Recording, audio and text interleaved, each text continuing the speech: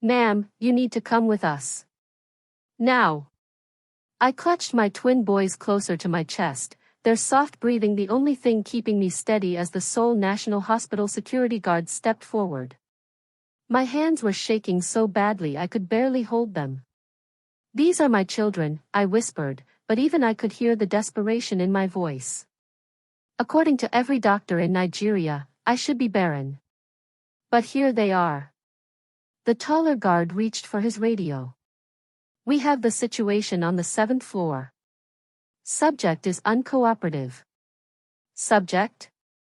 I felt ice water flood my veins. The night I conceived them, I didn't even know his real name. Now I was beginning to understand why. Wait, I said, backing toward the window. You don't understand. I need to tell people where I'm watching from first. I know that sounds crazy, but in that moment, standing in that sterile Korean hospital with my miracle babies, I realized my story could help someone else see the signs I'd missed. Before I tell you what happened next, let me know in the comments where you're watching from, and subscribe to Mystic Tale by Luna, where stories like this reveal the secrets families try to bury. My name is Adana Okafor. 6 months ago, I was just another broken Nigerian woman, 32 years old, divorced after 5 years of infertility shame. My ex-husband's family had made sure everyone in Lagos knew I was defective goods. Adana cannot carry the family name forward, my former mother-in-law had announced at our divorce proceedings.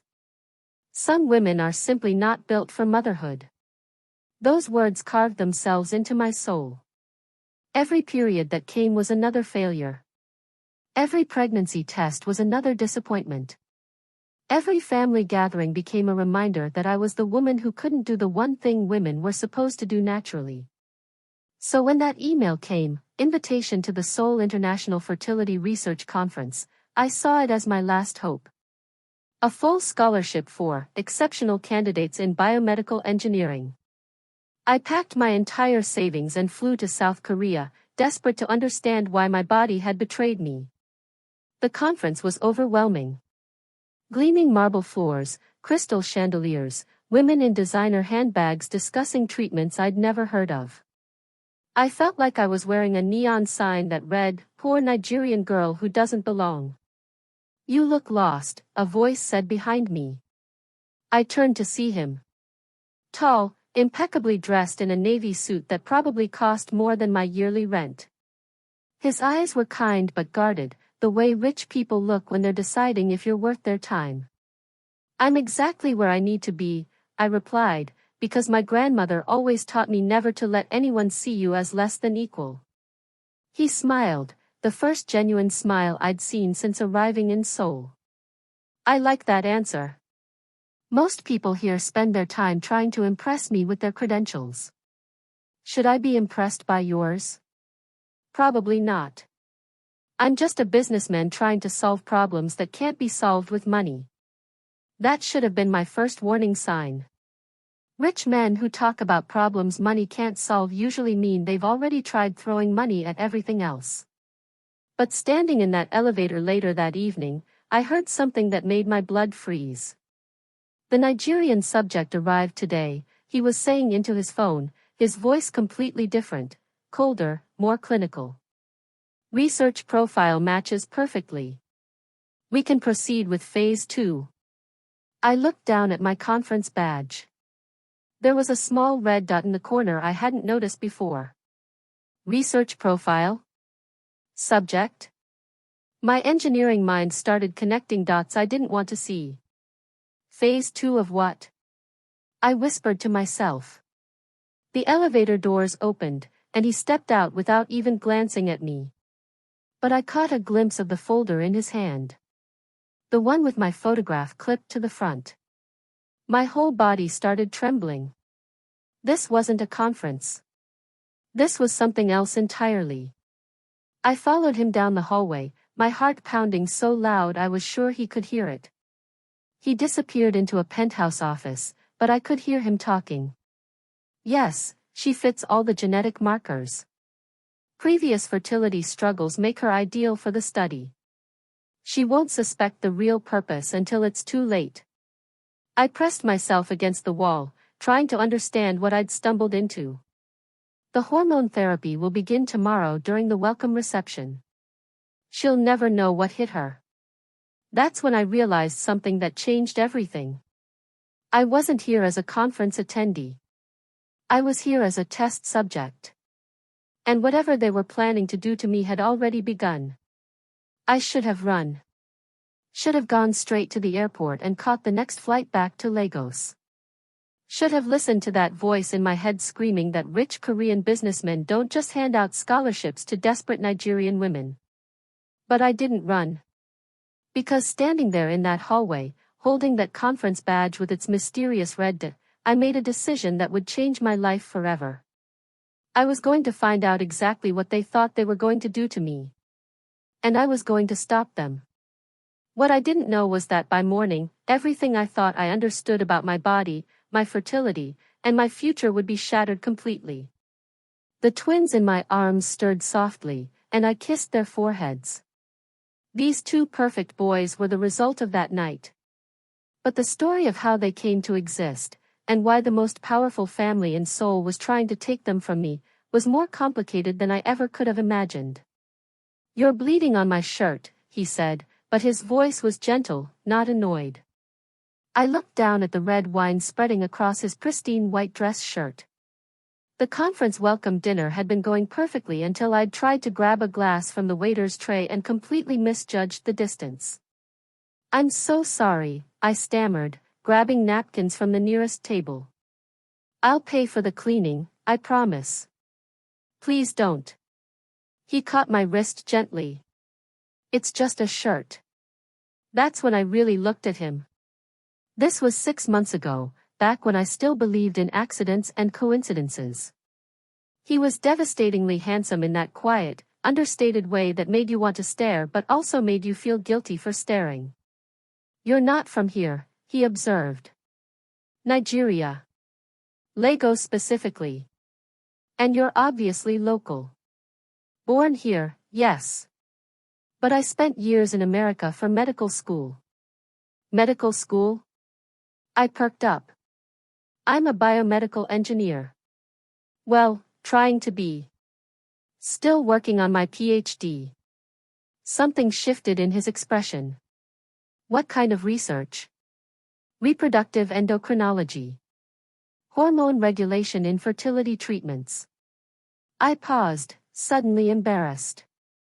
"It's personal research, actually." "Personal how?"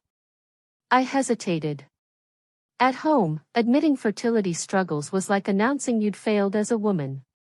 But here, surrounded by strangers in a foreign country, the truth felt safer. "I've been trying to get pregnant for 5 years. Every doctor in Lagos says I'm infertile, but I can't accept that without understanding why." His face changed completely. The polite mask slipped away, revealing something raw and vulnerable. "My wife struggled with fertility too," he said quietly. "We tried everything. Every treatment, every specialist, every experimental procedure." "Tried?" Past tense. "She died 2 years ago. The treatments, they were too aggressive. Her body couldn't handle them anymore." The wine glass in my hand suddenly felt impossibly heavy. "I'm so sorry. That's why I fund research now. Maybe we can find better ways. Gentler ways." We stood there in the middle of the crowded reception, two broken people bonded by loss and hope. He was grieving his wife. I was grieving the children I'd never had. "What's your name?" I asked. "Jean." He smiled for the first time. "And you're Adana. I saw your name on the guest list." "You looked for my name?" "I look at all the research profiles. Yours was interesting." That should have been another warning sign. But all I heard was that he'd noticed me before we'd even met. The rest of that evening was like a dream. We talked for hours about cellular regeneration, hormone therapy, the future of fertility medicine. He was brilliant, asking questions that pushed my thinking in directions I'd never considered. Most doctors focus on forcing ovulation, I explained, gesturing with my hands the way I always did when I got excited about science. But what if the problem isn't production? What if it's absorption? Absorption of what? Nutrients, hormones, even emotional stress. The body's ability to receive what it needs for optimal function. He leaned closer. You think fertility is about receptiveness, not just biological function? I think Western medicine treats women's bodies like machines that need fixing instead of ecosystems that need balancing. That's revolutionary thinking. That's Nigerian thinking. My grandmother always said healing comes from harmony, not force. 6 months later, sitting in my small Lagos apartment, I was researching the conference organizers when the memory hit me. How had he known I'd be there? How had he gotten my research profile? I pulled up the conference website again, looking for registration details. The organizing committee was listed at the bottom. My blood ran cold. Chemtech Fertility Solutions. Jin's company. He hadn't met me by accident. He'd invited me. I started digging deeper, cross-referencing the other attendees.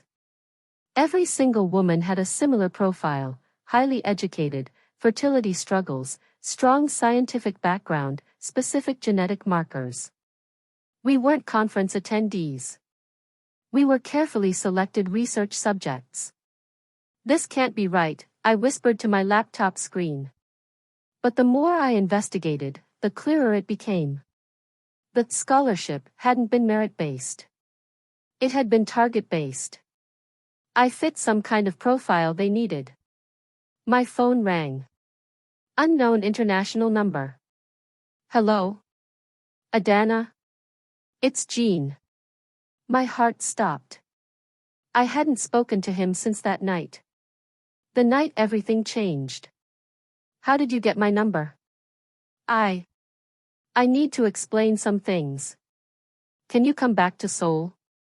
Why would I do that? Because you're pregnant. I dropped the phone. The pregnancy test hidden in my bathroom drawer suddenly felt like it was burning through the wall.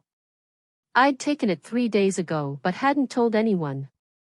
Not even my sister. How do you know that? I whispered into the phone. Because I've been monitoring your health since you left. Monitoring my what? The hormone treatments I gave you that night. I needed to track their effectiveness. The room started spinning. What hormone treatments? The ones I administered while you were sleeping. To counteract the damage that's been done to your reproductive system. You drugged me. I healed you, Adana. Someone has been poisoning you. Systematically destroying your fertility with hormone disruptors. I found traces in your blood work. You ran blood work on me without my consent. I saved your life. And now you're carrying twins. Twins. The word hit me like a truck. You're lying. I'm a fertility specialist, Adana. I've been researching hormone poisoning for 2 years, ever since my wife died from it. You match the exact profile of systematic reproductive sabotage. I sank onto my couch, trying to process what he was telling me. Who would poison me? Someone who benefits from your infertility. Someone who wanted to ensure you couldn't have children. My ex-mother-in-law's voice echoed in my head. Some women are simply not built for motherhood. Come to Seoul, Jean continued. Let me show you the evidence. Let me help you understand what's been done to you. And if I don't? Then you'll spend the rest of your life wondering who destroyed your fertility and why. And your twins will grow up never knowing the truth about their miraculous conception. I closed my eyes. Every instinct screamed this was manipulation. But my body was changing in ways that felt impossible after years of failed attempts. I need time to think. You don't have time, Adana. The people who poisoned you, they're going to try to take those babies. They can't afford to let evidence of their crimes survive. The line went dead. I sat in the silence of my apartment, hands instinctively moving to my still flat stomach. 2 babies. After 5 years of emptiness, my body was suddenly creating life. But at what cost? And could I trust the man who claimed to have saved me? The research files spread across my coffee table seemed to mock me. Had I been investigating my own kidnapping? Or had I stumbled onto something bigger than I'd ever imagined? Either way, I had to know the truth. For my babies, if not for myself.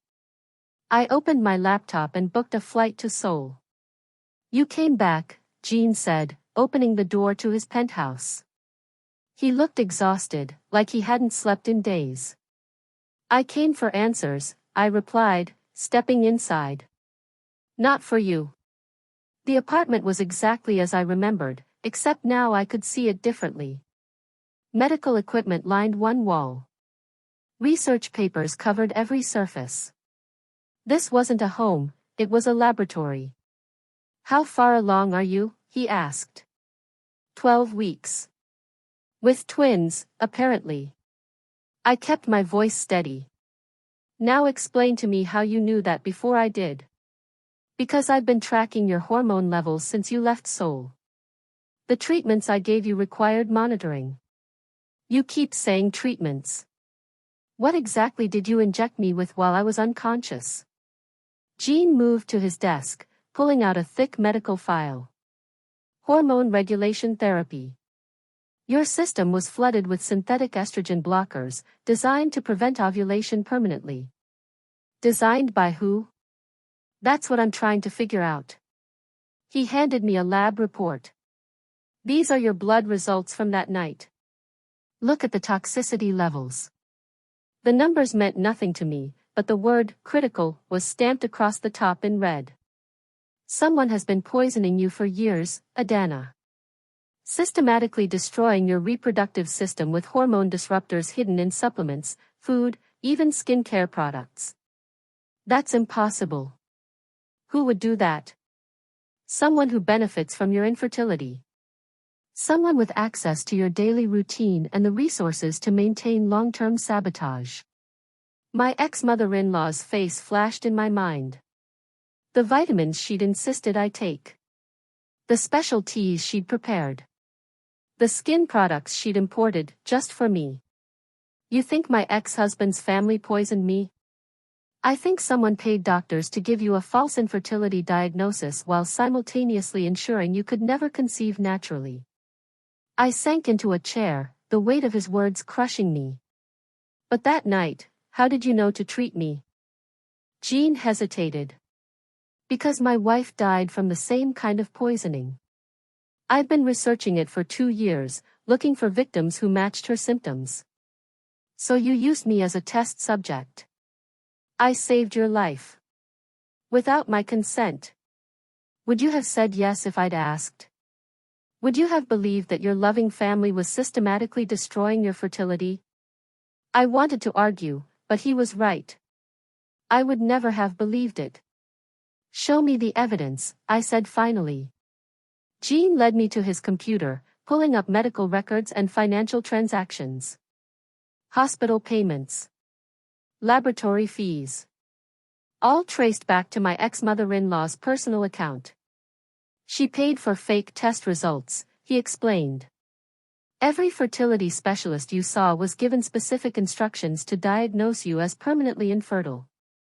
But why? Why would she destroy my marriage just to hurt me? Maybe she didn't want to destroy your marriage. Maybe she wanted to control it. Before I could ask what he meant, my phone rang. My sister's name flashed on the screen. Adana, where are you? Chioma's voice was frantic. Mama Emika has been calling everyone, asking about you. She says you're in trouble. What kind of trouble? She says you're pregnant and trying to trap some rich man in Seoul. She's telling everyone you're a gold digger who got desperate. I looked at Jean, who was listening to every word. How does she know I'm pregnant? I don't know, but she's already contacted some lawyers. She says she's going to prove the baby isn't legitimate. Babies. Plural. And what does that even mean? She has medical records, Adana. Proof that you're infertile. She says any pregnancy claims are fraud. The blood drained from my face. Even now, even pregnant with proof growing inside me, she was still controlling the narrative. I have to go, I whispered, hanging up. Jean was watching me with an expression I couldn't read. She knows, I said. Somehow she knows about the pregnancy, about Soul, about everything. That's impossible unless. Unless what? Unless someone here told her. The room suddenly felt smaller. Who else knows about me being here? My medical team. The hospital staff. Jean stopped mid-sentence. You're what? My brother. He handles the business side of our research. You have a brother? A twin brother.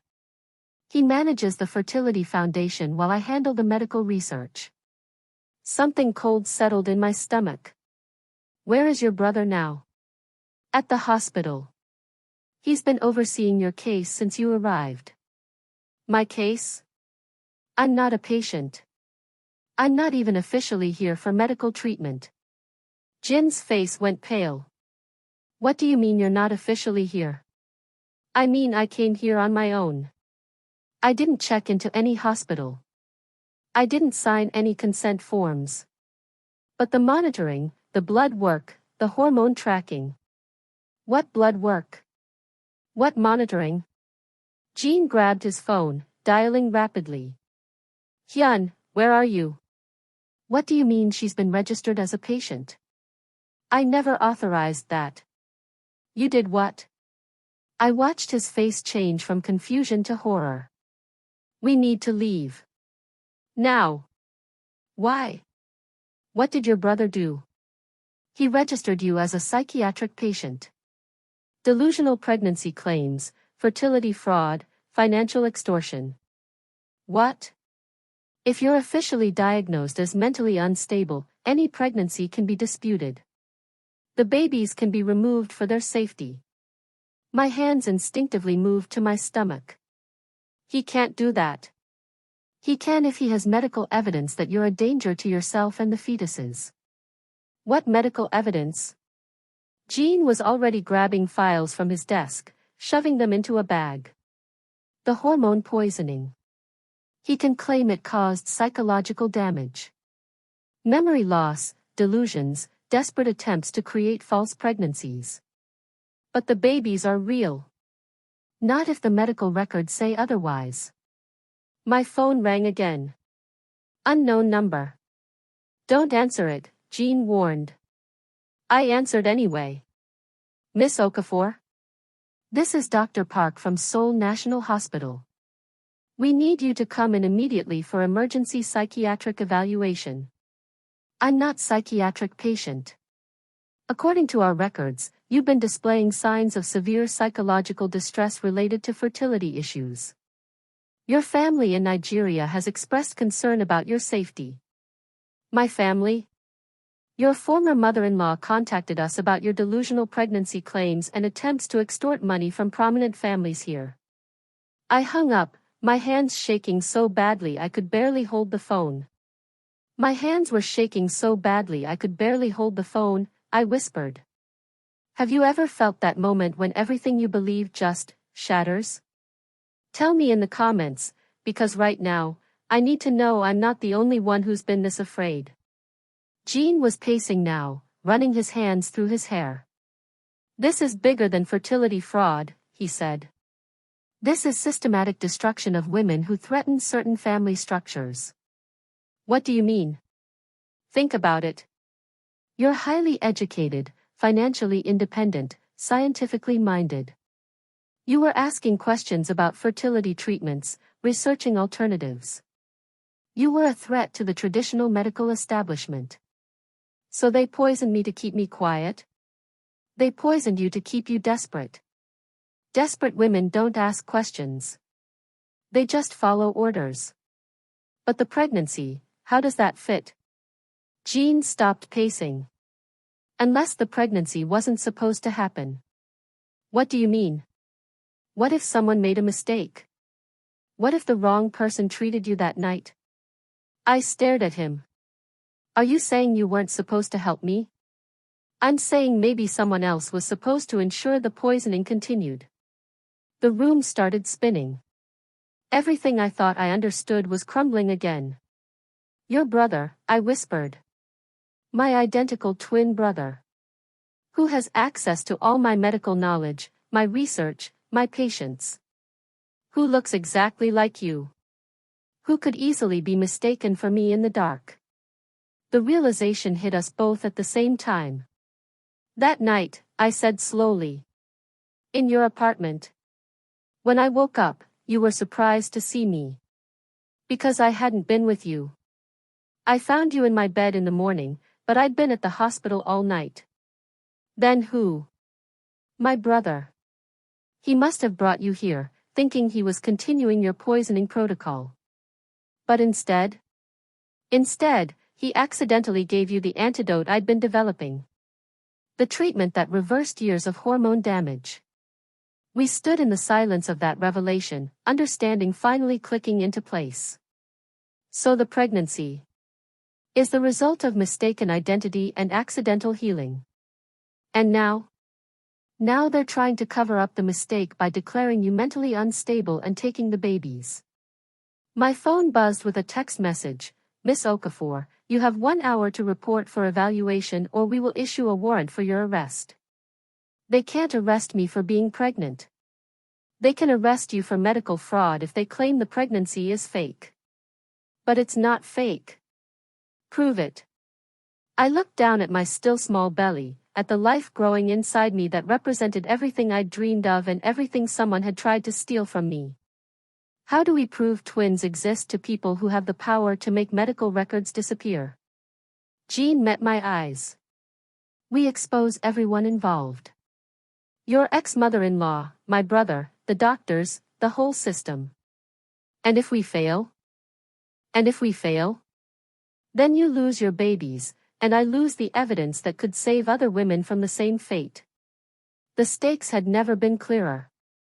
It wasn't just about my pregnancy anymore. It was about every woman who'd been told she was broken when she was actually being broken. What do? We fight back. I'm going back to Lagos, I told Jean 3 days later, standing in the airport with my carry-on bag. This isn't my fight anymore. You can't run from this, Adana. They'll follow you home. Let them try. I have family there. Community. People who will protect me and my babies. Jin's face crumpled. What about us? What about everything we've discovered? Us? There is no us. You used me for research, your brother tried to have me committed, and your family wants to steal my children. That's not fair. Fair? I laughed bitterly. Nothing about this has been fair. But as I walked toward the departure gate, something felt wrong. My phone had been buzzing all morning with messages from home, but when I tried to call back, no one answered. The flight to Lagos was the longest 8 hours of my life. I kept thinking about Jin's warnings, about the reach of people with enough money to buy medical records and silence doctors. When I landed at Murtala Muhammad Airport, my sister Chioma was waiting with tears in her eyes. Adana, thank God you're safe. Safe from what? Mama Emeka has been spreading stories. She's telling everyone you're mentally ill, that you're claiming to be pregnant to extort money from some foreign businessman. But I am pregnant. With twins. I know that. You know that. But she has medical documents that say otherwise. We drove through Lagos traffic in silence, past the familiar chaos of yellow buses and street vendors. Everything looked the same, but something fundamental had shifted. She's poisoned them against you, Chioma continued. The family. The community. Even some of your old colleagues are saying maybe you had a breakdown. How is that possible? Money, sister. She's offering to pay for people's children's school fees, their medical bills. All they have to do is say they're worried about your mental state. I touched my belly, where the twins were growing stronger every day. What about Mama? What does our mother say? Mama believes you. But she's old, and she's scared. She doesn't understand how to fight people with lawyers and international connections. We pulled up to my small apartment. Everything looked exactly as I'd left it, but somehow felt violated. There's something else, Chioma said as we climbed the stairs. A man came looking for you yesterday. Said he was your doctor from Seoul. Jean? No. He looked like Jean, but different. Colder. He had official papers, said you were a danger to yourself and others. Hyun. Jin's twin brother had followed me home. Inside my apartment, I found evidence of a search. Drawers slightly askew, papers moved, my computer accessed. They'd been looking for something. What did they want? I asked. Proof that you're lying about the pregnancy. Medical records, correspondence, anything that could support their claim that you're delusional. I sat on my couch, overwhelmed by the scope of what I was fighting. These people had resources I couldn't imagine, connections that spanned continents. Maybe I should just disappear, I whispered. Take the babies and hide somewhere they can't find us. And spend your whole life running? That's not the Adana I know. She was right. I'd spent 5 years running from the pain of infertility, accepting what doctors told me, believing I was broken. I wasn't going to spend the next 18 years running from the truth. I need to call Jean. Are you sure you can trust him? I don't have a choice. Jean answered on the first ring. Adana? Thank God. Are you safe? Your brother is here. In Lagos. He's building a case against me. I know. I tried to stop him, but he has backing from the Fertility Foundation Board. They see you as a threat to their research. What research? The hormone poisoning protocol. It's bigger than just you, Adana. They've been testing it on women across multiple countries. Testing what exactly? Chemical sterilization disguised as fertility treatment. Population control masked as medical care. The words hit me like a physical blow. You're telling me this is some kind of eugenics program?